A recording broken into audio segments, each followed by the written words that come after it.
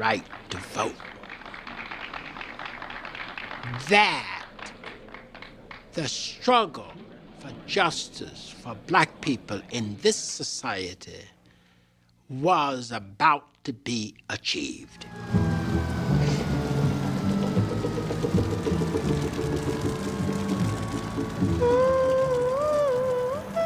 Within 10 days of the signing of the Voting Rights Act, the Watts riots broke out, and they stunned the country.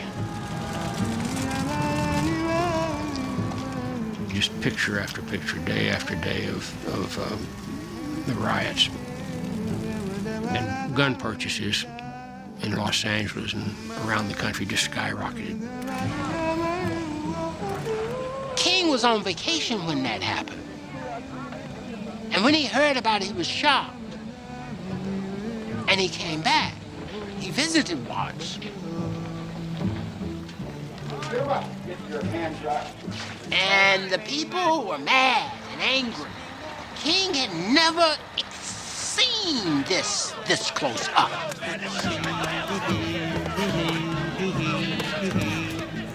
Ladies and gentlemen of the press, I have come to Los Angeles at the invitation of a number of concerned individuals and major organizations. And when he walked into one community meeting, somebody shouted after they saw him, "Get out of here, Dr. King. We don't need you." Dr. King that we have here, I say this. Sure, we like to be nonviolent, but we up here in the Los Angeles area, we're not turning that other cheek. He was booed. And you can't be human and have done all the things that Martin King had done and not be hurt, deeply hurt, and profoundly puzzled by being booed by black people. Dr. King, do you feel that these riots have set back the civil rights movement? I am still absolutely convinced that nonviolence is the most potent weapon available to oppress people in their struggle for freedom and human dignity. But the fact is that when people don't get attention through normal social channels, they often go outside of these channels in antisocial behavior to get it. And there is a quest for attention in the Watts area and in the ghettos of the North, and I think we've got to give these people more attention and give them more concern and give them a sense of belonging. King had assumed that the Southern movement victories would trickle down to the North, but it didn't work like that. And it was in the context of Watts that he made that decision that he had to find out more about black people in the North, and he chose Chicago.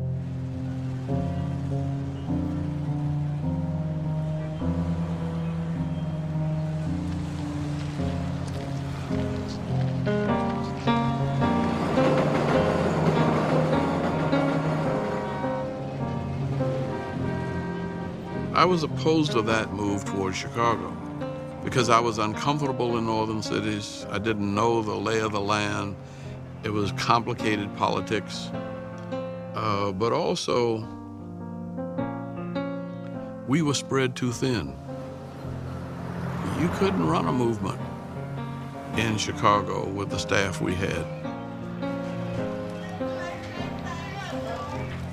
I did not understand him going to Chicago and felt that it was doomed to failure. I thought, those northern politicians would do him in, was what I felt. Chicago? Dick Daley City?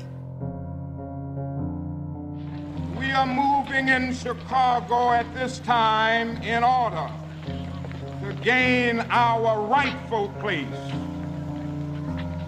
We must not allow anybody to make us feel that we are born to live in poverty and deprivation. We must make it clear we are going to live in dignity and honor, that we are supposed to live there because we are God's children, and if we are God's children, he loves us like he loves all of his children.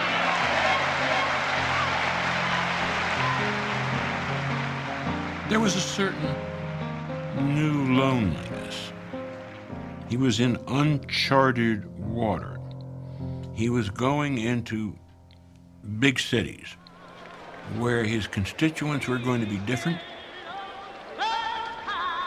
and where he would not be as welcome on the part of an existing black leadership. We are here today because we are tired.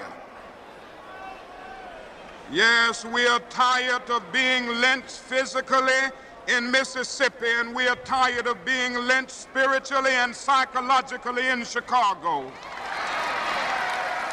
In the South, they had all turned to him.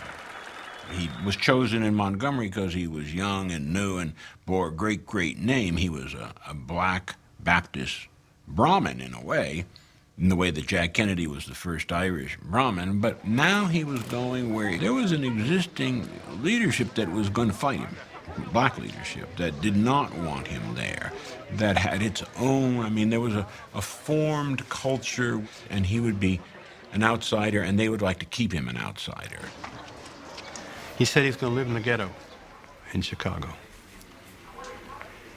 And one of my best white liberal friends said, yeah, the ghetto is probably the only gilded apartment in the ghetto, and he's going to be walking up there with money falling out of his pockets.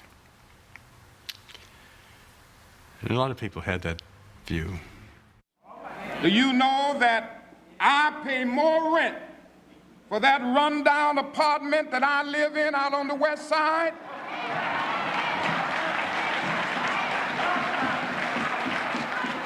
than people who live in places like Gage Park?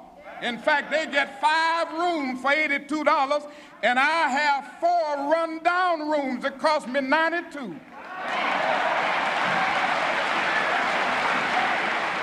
I think as he got to the dilemma of poor blacks in the inner cities, he was becoming more radical, or his radical side was being called more to the surface. And I think he understood that there would be a price for this. When we took on Chicago, it was simply as a demonstration project to demonstrate that some of the tactics that we used in the South would work in the North. Without talking